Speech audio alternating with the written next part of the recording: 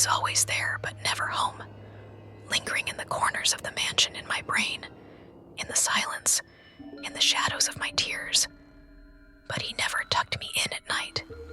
He never read me a bedtime story or sang me to sleep. He never showed up to my cheer competitions.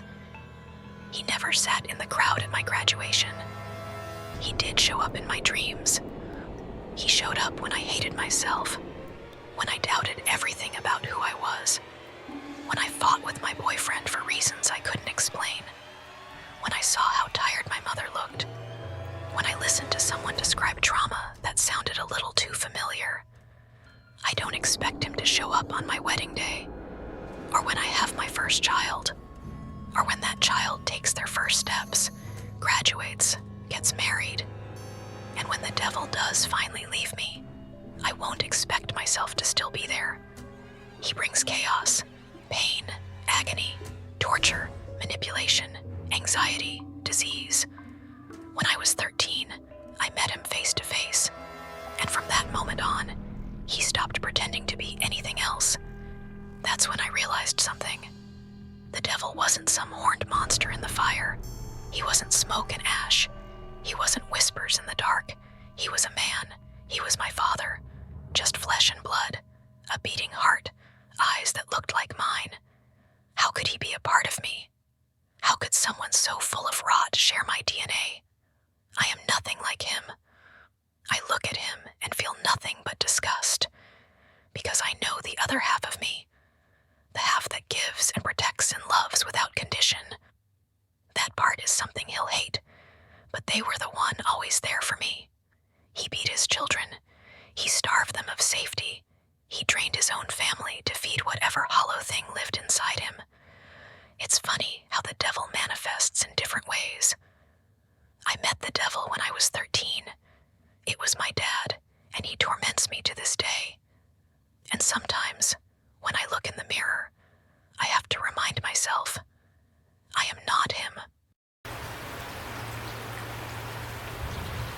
People ask why I sleep with the lights on. Some think it's a joke. Others assume it's some kind of trauma response, but they don't press.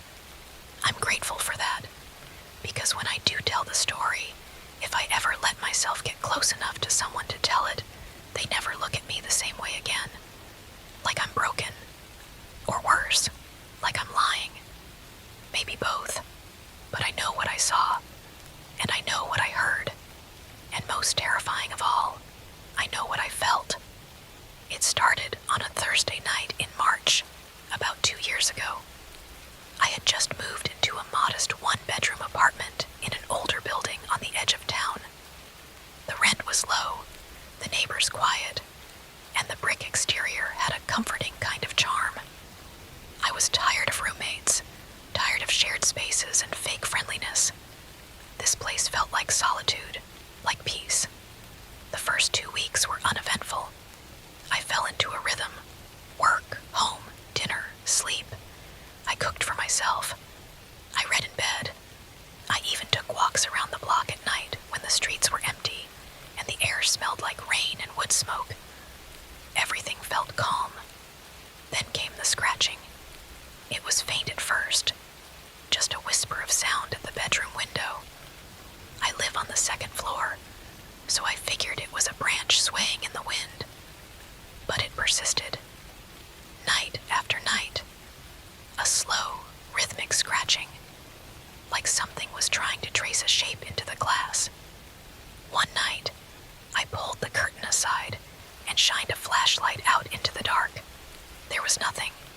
No branch, no bird, nothing at all. Just the faint reflection of my own pale face in the glass. I told myself it was nothing. The mind plays tricks. Old buildings creak.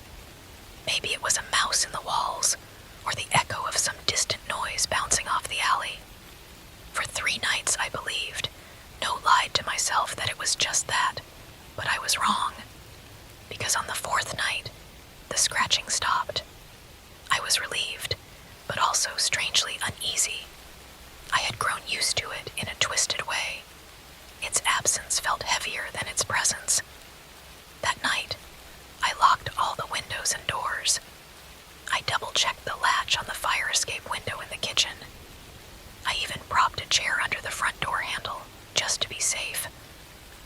had a glass of wine, turned off the lights, and went to bed. At around 2:13 a.m., I woke up gasping. The sound that woke me wasn't scratching. It was breathing, not mine, someone else's, wet and shallow, just inches from my face. I shot up and turned on the bedside lamp. No one was there. My room was empty, but the air felt wrong, heavy, like the moment after someone leaves a room, but their warmth still lingers. I sat awake until dawn, clutching a kitchen knife and watching the shadows crawl across the ceiling. I told myself I had been dreaming, that my imagination had gotten the better of me. That was easier than the truth. The next night, I barely slept. Every creak made my heart jump. Every gust of wind against the window felt like a hand trying to find its way in. A simple break-in, but it changed me forever. It was a Sunday. I remember that clearly because I had stayed in all day, trying to get ahead on some work. Around 9 p.m., I decided to take a shower. I left my phone on the bed, my laptop on the kitchen table, and the front door deadbolted. When I got out of the shower, the bathroom mirror was fogged, and the room was filled with the scent of steam and soap. I wiped the mirror clean and froze. There were wet footprints on the tile behind me, bare feet, too large to be mine, leading from the doorway toward the tub. I turned around slowly. No one was there, but the door, which I had closed, now hung open. I ran to the living room, my towel barely holding together. Everything looked the same, nothing missing, nothing out of place. But the feeling was back, that pressure in the air, that lingering sense of presence, of watching. I checked every inch of the apartment, under the bed, behind the curtains, in the closet. I even opened the kitchen cabinets, one by one. Nothing. I was alone. At 11:47 p.m., my phone buzzed. It was a notification from the home security app I had installed a few days earlier, more out of paranoia than anything else. The motion detector had been triggered in the hallway, the one just outside my apartment. I opened the live feed. The image was grainy, but clear enough to make out the narrow hallway and the flickering overhead light. And in the center of the frame stood a man. He was tall, too tall. His head almost touched the ceiling. He wore a filthy hooded coat that hung in tatters around his knees. His face was pale, not white, but a kind of ashen gray, like old paper left out in the sun. He didn't move. He just stood there, staring at my door, as if waiting for something. I didn't breathe. I didn't move. I watched the feed for what felt like hours, and then, without warning, the screen went black. I jumped up and ran to the peephole. The hallway was empty. I called the police,